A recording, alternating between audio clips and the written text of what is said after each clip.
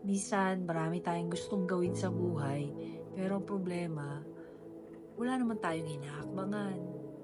Paano ka uunsan kung takot kang humakbang? Takot, yan ang simula ng mga tanikala mo o tinatawag nating mga bagay na tumatali sa'yo kaya hindi ka nakaka-move forward. Gusto mo mag-move forward pero ayaw mong humakbang. So anong mangyayari sa'yo? Nga.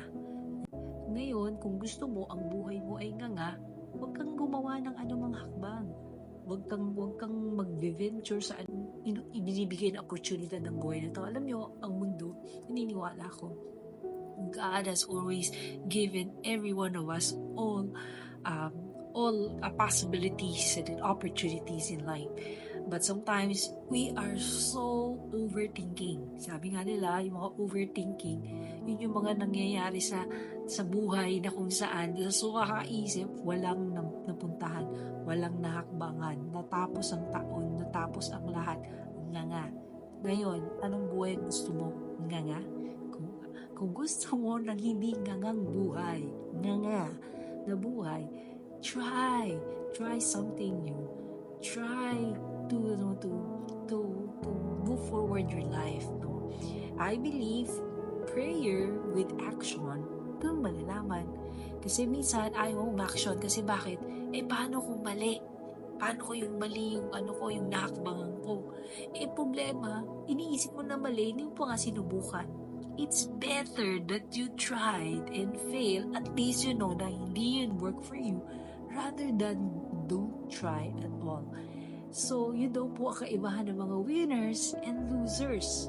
O mga, sabi nga din, nabibless at yung mga tao nga ang buhay.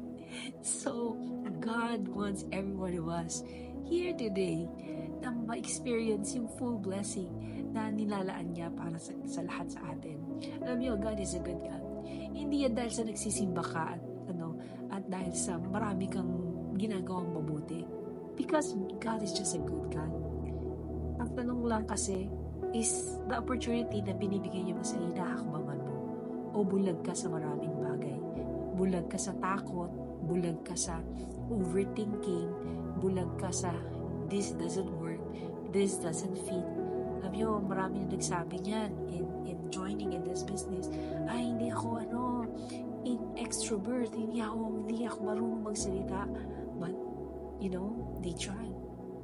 And because of a wonderful system, full automation, wala kang masyadong super duper extra talent. Ang tanong lang, willing ka bang mag-try at mag-bang? So that what makes you a winner, and that what makes you blessed. So choose to be blessed. And binigyan ka ng paa, umakbang ka. Just believe. Okay? So I hope that you will find the business that's fit for you. But for me, I find mine, So if you want to see mine, I would like you to click my link. And I'm surely and definitely 101%, na when you go through this journey, you will just learn, you go through the process. And I believe just as others can, and just as others have been blessed, just as me has been blessed, you will be blessed. God bless everyone.